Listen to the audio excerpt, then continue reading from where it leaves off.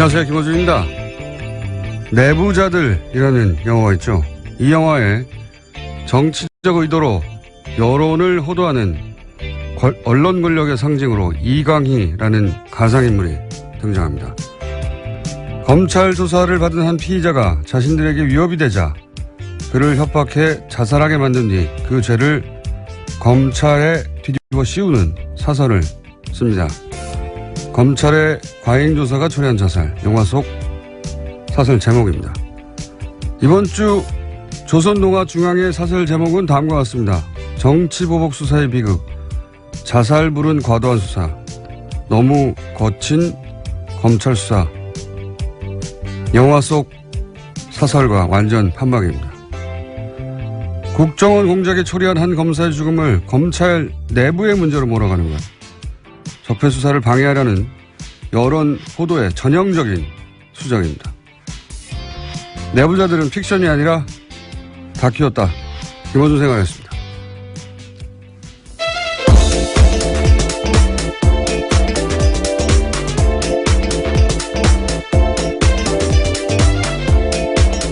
시사인의 김은지입니다. 내부자들 영화 봤어요? 네, 봤죠. 네. 똑같아요. 네, 저는 삼성 장충기 문자를 보고 나서도 정말 내부자가 픽션이 아니라 논픽션이다라는 생각했었습니다. 내용이 완전 똑같습니다. 예. 영화보다 좀 더 심하죠. 예. 현실이. 앞으로 이제 이 영화 시나리오 쓰시는 분들이 굉장히 괴롭겠어요. 예. 웬만한큼 시나리오 써봐야 현실보다 덜하기 때문에. 자, 뉴스를 가볼까요? 예. 첫 번째 뉴스는 뭡니까? 네, 검찰 조사받았던 남재준 전 국정원장도 박근혜 전 대통령 지시에 따라서 특수활동비를 전달했다는 사실을 인정했습니다. 매달 5천만 원씩 특수활동비를 전달했다라는 건데요. 남 전 원장이 받는 혐의는 크게 세 가지입니다. 이와 같은 청와대의 특수활동비 상납, 또 화이트리스트 단체 지원, 국정원 대선 개입 사건 수사 당시에 수사와 재판을 방해했다라는 건데요.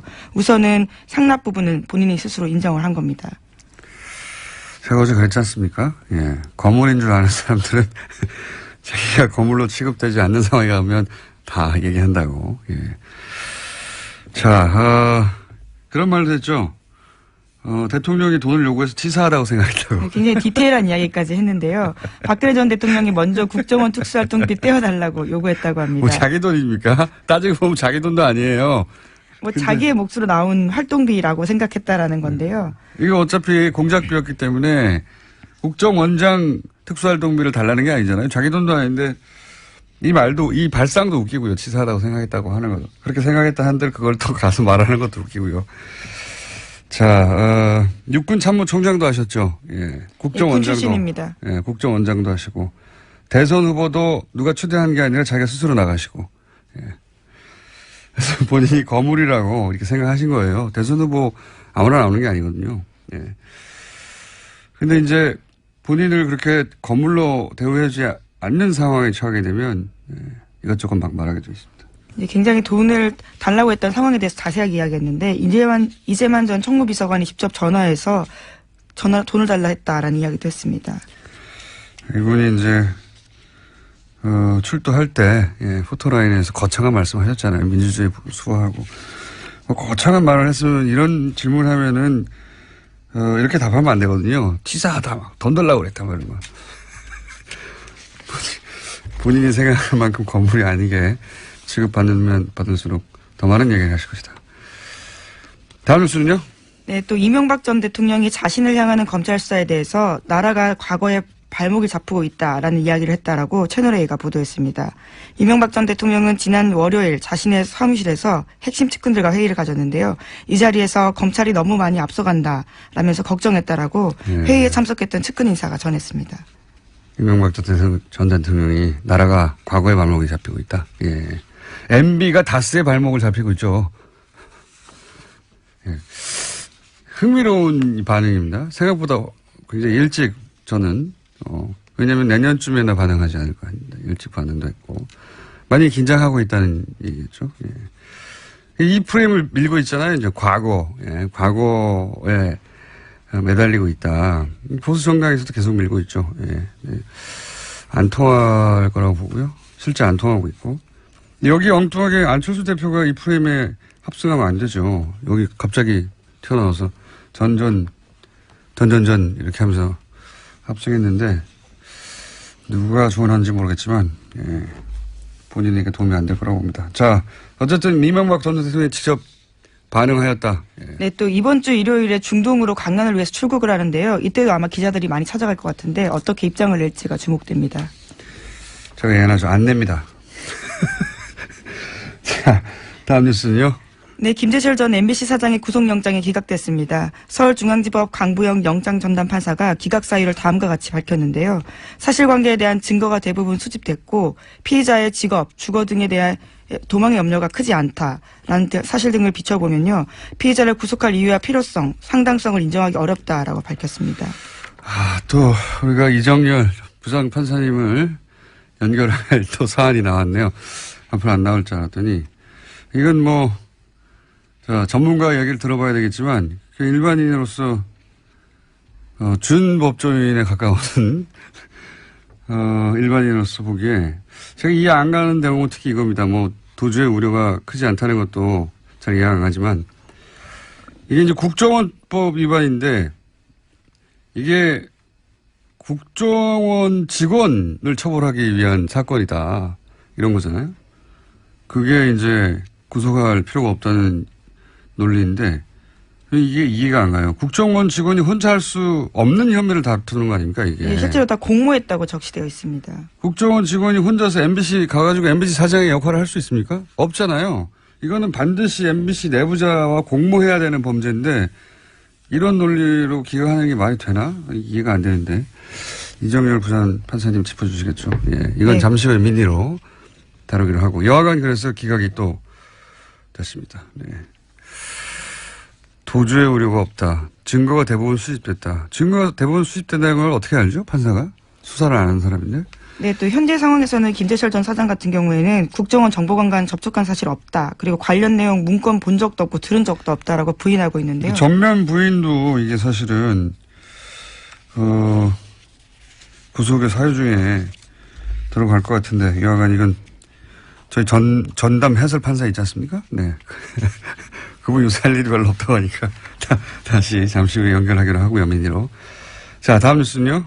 네, 문재인 대통령이 인도네시아를 국빈 방문했고요. 오늘은 또 베트남으로 향합니다. 아펙 참석차 가는데 인도네시아에서는 특별 전략적 동반자 관계를 맺은 데 합의했습니다. 국내에서 이 관련 보도 좀 웃겨요. 자국 대통령이 간 뉴스는 안 나오고 트럼프 뉴스만 잔뜩 나오더라고요. 예.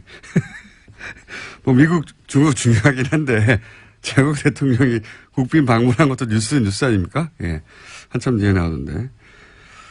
이게 상대국이 이제 동남아시아 국가라는 점도 저는 영향을 미쳤을 거라고 봅니다. 국내 언론에. 우리가 이제 동남아시아를 굉장히 무시하는 경향이 강하잖아요. 예.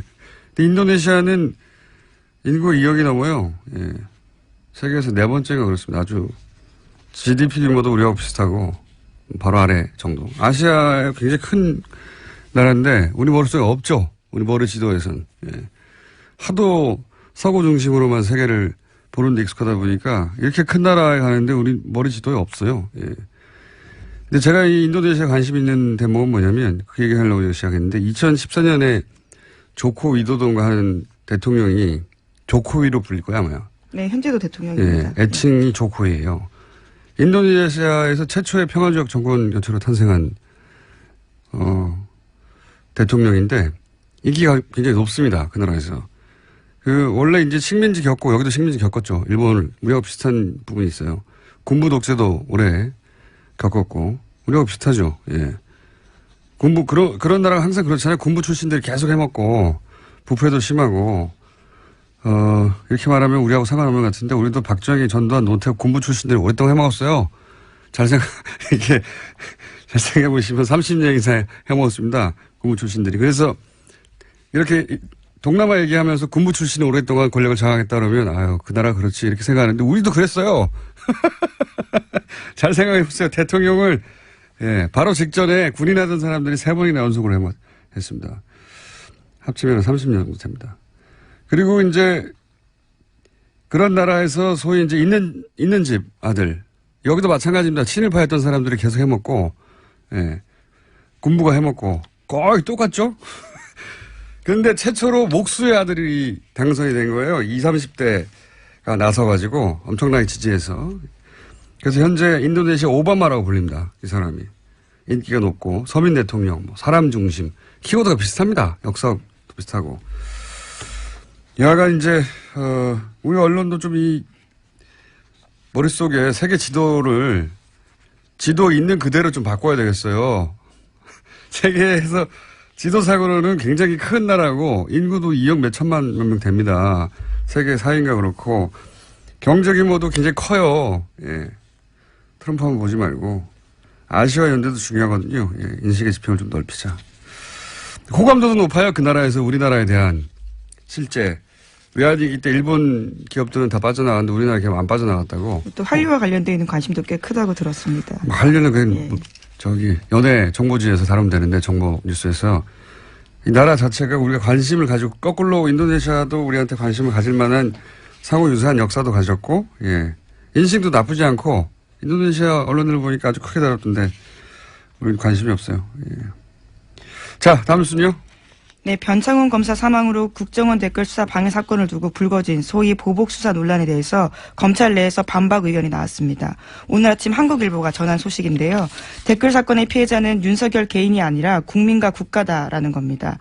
서울중앙지검 관계자의 멘트로 인용된 이 보도는요. 소위 사법방해 사건 피해자인 윤석열 지검장이 이 사건 수사를 지휘하는 게 적절하냐라는 정치권 지적에 대한 반론 성격을 띠고 있습니다. 대응을 잘했네요. 예. 피해자를 마치 윤석열 개인인 것처럼 특정해서 윤석열 서울중앙지검장이 이 사건을 수사하면 안 된다라고 몰아가는 사실은 이제 약간 업그레이드된 네, 논리죠. 네, 어제 국회 법제사법위원회 전체회에서 이런 이야기가 꽤 많이 나왔었습니다. 이 프레임에 넘어가면 안 된다고 봅니다, 저는. 예. 이게 조중동이 특정 사안에서 완전히 똑같은 사설을 일제히 낼 때가 자주는 아니지만 있어요. 예, 보수매체가 이런 걸 잘하는데, 뭐, 예를 들어 대선처럼 굉장히 중요한 정치적 시즌에는 예전에 이런 얘기 있었습니다. 예전에 이런 보도도 있었고, 같이 모여서 해야 한다. 조중동에,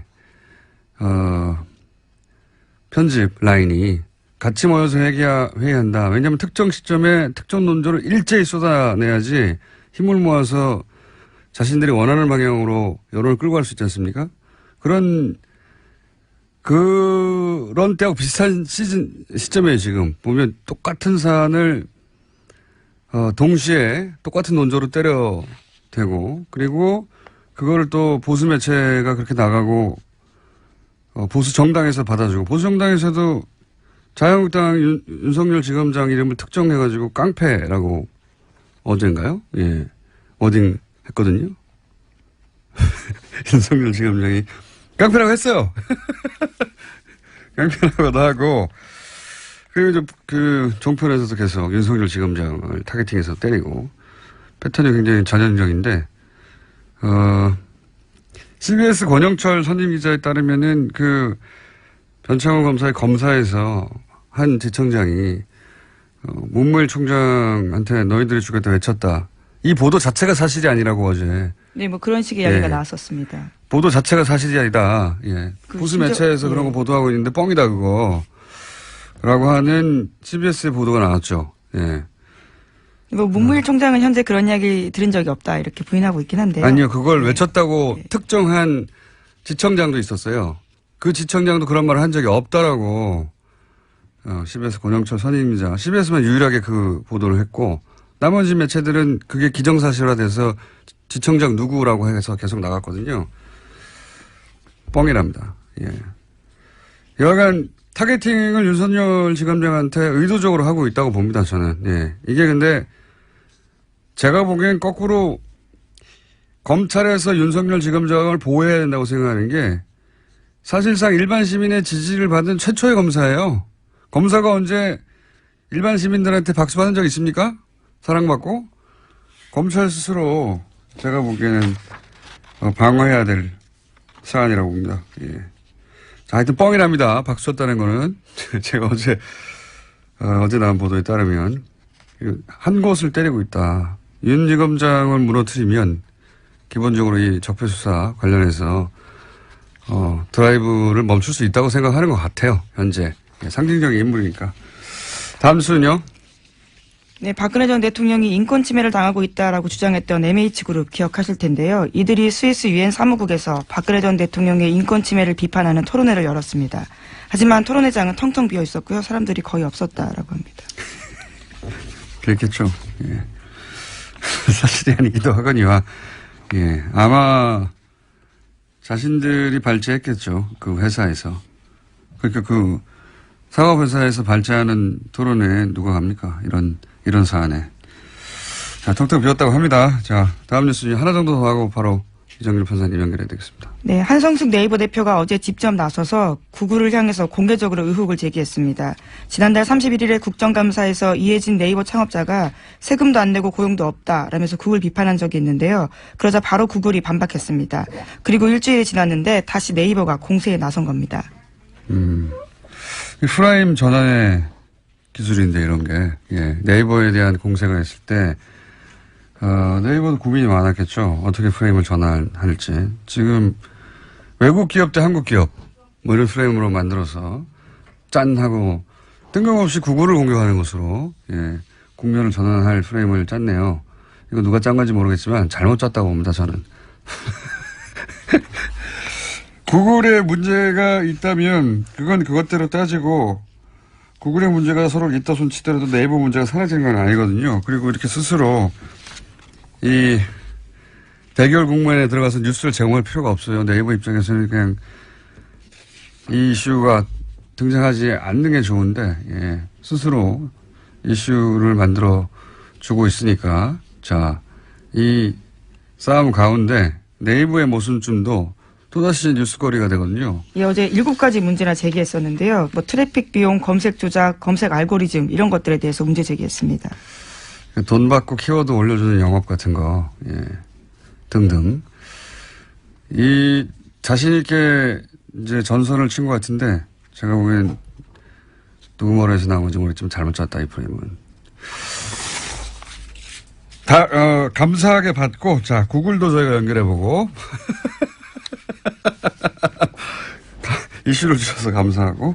자, 오늘 여기까지 하고, 이정열 부장판사님 연결해봐야 될 것 같습니다.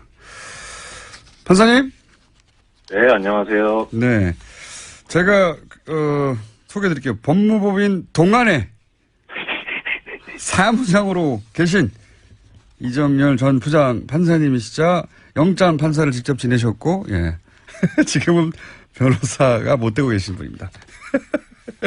처음에 그렇게 시작하시면 제가 오늘 드릴 말씀의 신빙성이 좀 떨어지지 않을까요?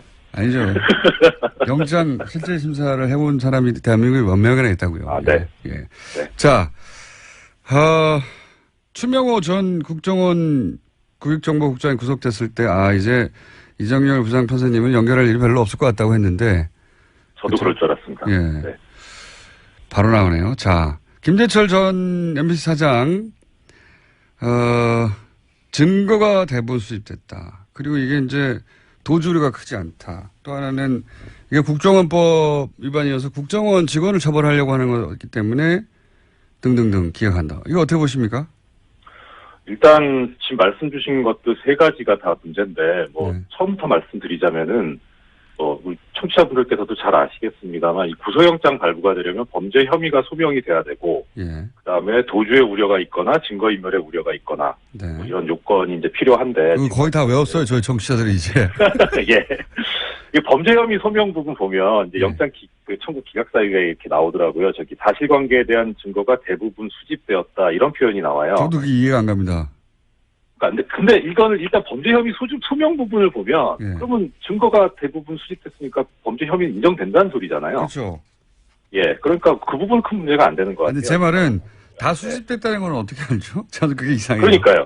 그러니까 이게 증거인멸 우려가 없다는 거를 표현하려고 쓴 부분인 것 같아요. 이렇게 보면. 예. 예, 근데 좀 하나 또 좀 주의 깊게 보는 게 물론 이제 지금 공장장님 말씀하신 것도 당연히 이제 당연한 말씀이고요. 예. 그런데 그동안에 이 중앙지법 영장전담 판사들이 써온 표현이 뭐였냐면 기본적 증거가 확보되었다 이렇게 표현했었거든요. 네네. 근데 이번에는 그런 표현을 안 쓰고 증거가 대부분 수집되었다 이렇게 썼어요. 예. 그래서 이게 뉴스공장을 영장전담 판사들이 듣는구나. 그게 이제 예. 그런 표현들에 판사들은 예민합니까? 그런 문장에? 그러니까 아마 뭐 뉴스공장도 뉴스공장이겠지만 국정감사에서 그런 지적들이 있었으니까 그것들을 감안하지 않았나 싶거든요. 뭐 그건 전달이 됐을 겁니다. 아마. 예.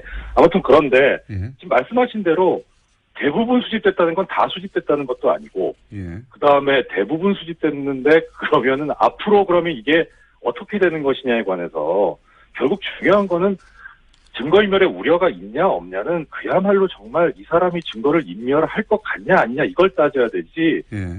인멸할 증거가 남아 있냐 아니냐 이걸 따져야 될 문제는 아니잖아요. 다시 말씀해 주세요. 그 대목은 헷갈렸습니다. 지금 마지막 대목. 그러니까 공장장님 말씀대로 예. 그러니까 지금 증거가 대부분 수집됐으니까 이제 더 이상 인멸할 증거가 별로 없으니까 증거인멸의 우려가 없다 이런 식이거든요 지금. 그렇죠. 예. 다 수집됐으니까 이제 됐다 이거 아닙니까? 그렇죠. 예. 그런데 어떻게 알아요 공장장님 말씀대로. 그러니까 제 말이 그거예요. 수집됐는지. 그러니까 이거는 영장전담 판사 아니라 사실 수사를 하는 검찰도 몰라요. 조사해봐야 증거가 나오는 거기 때문에. 저도 그렇게 그래서 생각합니다. 이런 식으로 표현하는 건 아직도 지금 예전에 기본적 증거가 뭐 확보됐다 이 표현에서 못 벗어나고 있다 그 궤를. 알겠습니다. 정신 못 차리고 있다 이런 것 같아요. 그리고 그러니까 도주 우려가 상당히 심각한데요. 이게 지금 예. 일단 도주 우려가 없다는 사유를 든 게 직업과 주거가 일정하다 이렇게 썼어요. 그런데 이건 뭐 보통 영장 기각할 때 쓰는 상투적 표현이고 예. 결론은 그거죠. 실형 선고가 예상되지 않는다 이런 그렇게 중대하지 않다 이런 논리거든요. 예. 근데 지금 이 김재철 피의자의 지금 혐의를 보면 일단 범죄 사실이 소명됐다고 전제가 됐으니까 예. 소명된 범죄 사실이 공영방송 MBC를 망가뜨리는데 본인이 중추적 역할을 했잖아요. 일단. 그러니까 국정원 일정이 있었는데 결과를 봤더니 일정대로 다 됐더라 이거 아닙니까? 그렇죠. 그게 맞아떨어졌다는 거죠. 그게 서로 안 맞았다면 범죄 혐의 소명이 안 됐다고 아마 썼을 거예요. 근데 그게 지금 맞아떨어졌거든요. 그러면은 국정원하고 어떻든 교감이 있었던 거 아닌가 싶긴 한데 뭐 그건 그렇다 치고 일단 저는 재밌게 생각이 드는 게 아까 공장장님도 잠깐 말씀 주셨는데 마지막 부분에 이 국정원법 위반죄라는 게 원래 국정원 직원의 위법행위를 처벌하기 위한 것인데 지금 김재철 피의자는 국정원 직원이 아니기 때문에 아니고 여기에 대해서 다투고 있으니까 이런 점도 감안을 했다 이렇게 되거든요. 저도 제일 이해가 안 가는 대목입니다 이게. 예. 근데 지금 이거는 어떤 측면에서 보셔야 되냐면 김재철 피의자의 주장을 좀 감안해 보셔야 될 것 같아요. 김재철 피의자는 뭐라고 주장하고 있냐면 나는 국정원 측하고 교감한 적이 없다. 청와대하고도 교감한 적이 없다. 그러니까 공범 관계가 아니다. 이렇게 얘기를 하고 있는 거예요. 그리고 MBC는 장악될 수도 없고 뭐 사실 예, 우리가 그렇죠. 가지고 있는 모든 혐의를 부인하고 있는 거죠. 예. 예, 그렇죠. 예. 그러니까 그런데 지금 국정원법 위반죄만 딱 놓고 보면은 일단 그 김재철 피의자는 국정원 직원이 아니기 때문에 공범 관계가 돼야만 국정원법 위반죄가 되거든요. 그렇죠. 그러니까 본인이 지금 공범이 아니라고 주장하고 있으니까 예. 그러면은 그게 맞다면 국정원법 위반죄가 안 되는 건 맞아요. 네. 예, 그래서 지금 그렇게 주장을 한 것 같고, 근데 그게 법원에서 판단이 받아들여진 건데, 그럼 그렇다고 보면, 그게 맞다고 보면 무슨 문제가 생기냐면, 김재철 피의자는 그러면 국정원 지시를 받은 게 아니라, 예. 본인이 알아서 했다는 거잖아요. 알아서 다 했다는 얘기죠 여기서는. 그렇죠. 예. 그럼 주범이고 수괴죠, 이 사람은. 주범이고 수괴. 그러니까 국정원법 위반죄가 안 되는 건 그렇다 쳐도, 그러면은, 이 지금 다른 혐의, 뭐, 업무방해라든가, 그다음에 이 노조 활동 방해한 거 이건 본인 수괴예요. 이건 실형 선고 해야죠. 이러면 도주 우려가 있는 거예요. 이렇게 되면. 그래서 이게 영장 청구 이번에 기각한 게 겉으로는 그럴듯해 보이는데 앞뒤가 안 맞아 버렸어요. 또 한 가지 앞뒤가 안 맞는 거는 말씀 듣다 보니까 공범이 아닌 것으로 본 문구라고 하셨잖아요. 이게 국정원법 위반인데 네. 국정원법 위반의 공범이 아닌 것으로 봤다고 이제 그렇게 해석을 하셨는데 그럼 앞부분에 네. 사실관계에 대한 증거가 대부분 수집됐다는 것도 안 맞지 않습니까? 그 말씀 제가 또 드리려고 했는데 먼저 말씀. 역시 예리하신 분장. 앞뒤가 안 맞지 않습니까? 예. 그렇죠. 이 앞뒤가 안 맞죠. 그러니까 왜 이렇게 앞뒤가 안 맞게 썼을까? 근데 일단 전제로 놓고 볼 수 있는 거는 크게 봐서 이게 결국은 이 블랙리스트의 일환이잖아요. 지금 예. 그 MBC 내부에 있어서 이 블랙리스트 범죄에 대해서 중앙지법 영장전담들이 되게 가볍게 보고 있는 거 아닌가 하는 생각이 들어요. 계속해서 이런 사안들은 예 가볍게 본다고 생각할 수밖에 없죠. 지금까지 계속 기각되거나 해와서. 그래서 이거는 뭐 순전히 개인적인 의심인데 이 서울중앙지법 영장전담 판사들이 사실 이 요직을 거쳤던 사람들이고 법원 행정처도 근무했던 사람들이라 이 법원 내부의 블랙리스트하고 관련이 있어서 그런 거 아닌가 싶은 생각도 좀 의심도 좀 들긴 해요. 법원 내부의 그러니까 블랙리스트. 본인들이 해봤기 때문에 그거 별거 아닌 거 아닌가 싶은 요거는 이런 생각까지 해야 되니 정말 이거는 이제 부장 판사님의 이제 개인적인 추측입니다. 추측이고 예 영장에 관한 해설을 보자면 앞뒤가 안 맞는다. 네, 그렇습니다. 이렇게 앞뒤가 안 맞겠는 게 좀 이상해요. 알겠습니다. 자, 오늘 여기까지 하고요. 저희가 간만에 연결했는데 판사님? 네. 연결했는데 불안해요. 네, 간만에 연결했는데 저희가 어디서 근무하시는지 잠깐 얘기해 볼까요? 정말 진짜. 네, 저 프로 디지털 단지역 부근에 있는 법무법인 동안에서 사무장으로 일하고 있습니다. 네, 부장 판사님이었는데 사무장으로 일하시는 이상열 전 부장 판사님. 감사합니다. 네, 고맙습니다.